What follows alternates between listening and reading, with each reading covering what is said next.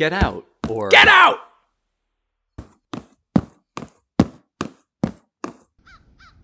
The Mile High City.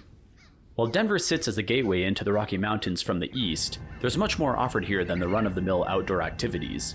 In many ways, the neighborhoods of Denver have become cultural meccas of Colorado, allowing for self-expression, inclusion, and growth for everyone. One of the greatest dangers here is the weather's ability to go from snowstorm to 85 over the course of a week. After navigating through the Denver airport for what seemed like forever, taking the shuttle to the rental car facility, then navigating through the snowy weather for what seemed like forever, I finally landed at my friend's house, which was where I planned to stay for the next couple of days. All right. There's the pad for the night. Under the table. Hopefully I don't get brain damage from being around all those electronics at the same time. This is not an Airbnb. From there, the trip was organized into two halves. Basically, everything outside of the downtown area that needed a car to access, and everything within the downtown area that was accessible via walking, or at least via rental scooter. I'll start with the distant attractions first. The Nature and Science Museum is a 3-story exhibit showcasing a variety of different natural phenomena with just a touch of Colorado. From the animals in your backyard, to the extensive ore and mineral collection, to zero-gravity studies, the prehistoric to the futuristic. It's family-friendly, so bring the kids, or at least be okay with dodging kids. In addition to the regular museum, there are also additional showings that you can reserve for things such as the planetarium, the Discovery Zone, and the IMAX Theater. If you like all things science, plan for an afternoon. It's pretty vast. Next up is the store known as 5280s. Hulkmania, Power Rangers, Smurfs, Trolls, you name it. 5280s has all sorts of throwback merchandise collectibles, spanning a 15-year period between the 80s and 90s. Stop by to take a look at the vintage collectible figurines, posters, and playsets. Pick up some expired movie trading cards, and have a blast looking back at the past. Nostalgic grooves are inevitable. I decided to walk away with The Hitchhiker's Guide to the Galaxy and Bill and Ted's Most Atypical Movie Cards. If you're looking to get even further away from the main drag, but haven't had your fill of vintage yet, you can head north to the Mile High Comics megastore. While I can't exactly commend the giant Comic Sans letters on the front of the building, it is a comic store, after all, and the inside is incredibly promising. It's quite easy to fall in love with any number of the action and superhero content here. Browse the extraordinarily rare and expensive to the extraordinarily common and inexpensive. The comic store also carries some figurines, models, and other memorabilia, including comic books for $1 that you can grab as a cheap souvenir. A stroll along the walkway of Carpio Sanguinet Park is an excellent way to decompress. It's a little off the beaten path, the engraved affirmations placed throughout are pleasant, and the architecture is one of a kind, coming from none other than a sewage treatment plant. This place looks like a level from Tony Hawk's American Wasteland, and I am for it.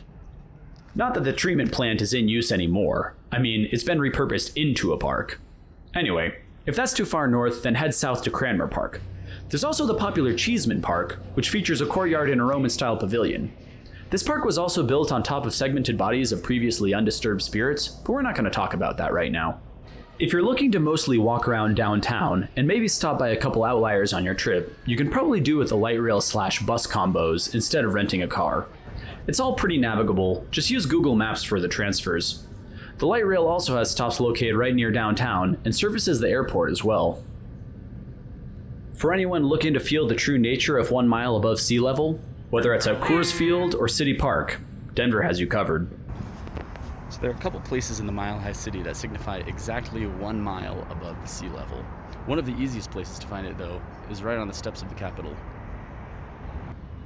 The state capitol itself isn't a bad exploration fulfillment, with 4 grand floors of governmental workspace on display. Furthermore, if you keep climbing up, then you're in for a treat. The tour goes all the way to the dome where there's an observation deck. If you don't have a reservation to visit, you can at least check out Mr. Brown's attic on the top floor, which displays a bit of information about the land that the Capitol was built on. Just keep following up the stairs and you'll make it. A short walk south of the Capitol is the History Colorado Center, which is one of the city's newer museums. Due to its inception in 2012, the museum hosts some more modernized exhibition experiences with state-of-the-art technology. It's all very interactive. More tactile and kinesthetic to accompany the visual. Here's a video of my gold medal winning ski jump performance.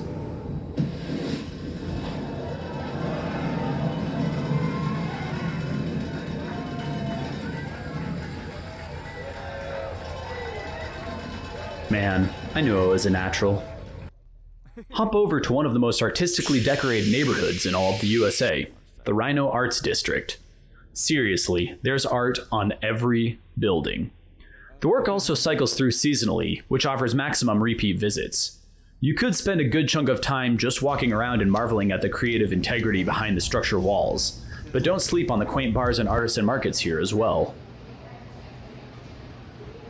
If you're in between 16th and 15th Street on the north side of California Ave, you'll see a group of 9 or so different plaques on the ground that highlight various culture components around Colorado. Within those is an homage to the Denver omelet. You can read the recipe for it, and then ask yourself why anybody without dietary restrictions would ever think that leaving out cheese was a good idea. Don't ask me though, I don't even like eggs.